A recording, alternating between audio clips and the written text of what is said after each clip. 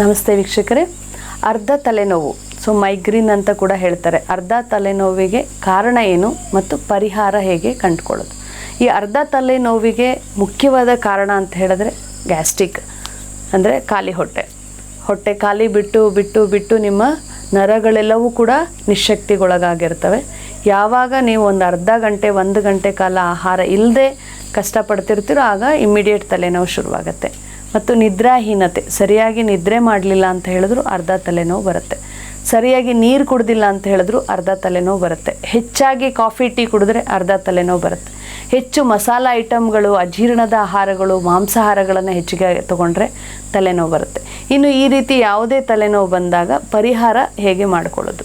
Simple, ಮನೆಯಲ್ಲಿ ಶುಂಠಿ ಇರುತ್ತೆ, ನೀವು ಒಂದು ಅರ್ಧ ಇಂಚಷ್ಟು ಶುಂಠಿಯನ್ನು ತಗೊಳ್ಳಿ, ಅಷ್ಟೇ ಪ್ರಮಾಣದ ಬೆಲ್ಲವನ್ನು ತಗೊಳ್ಳಿ. ಶುಂಠಿ ಮತ್ತು ಬೆಲ್ಲ ಎರಡನ್ನು ಸೇರಿಸಿ ಅರೆದು ಅದರಲ್ಲಿ ಬರ್ತಕ್ಕಂಥ ರಸವನ್ನು ಶೋಧಿಸಿ ಮೂಗಿನ 2 ಒಳ್ಳೆಗಳಿಗೆ ಆ ರಸವನ್ನು ಬಿಡ್ತಕ್ಕಂಥದ್ದು.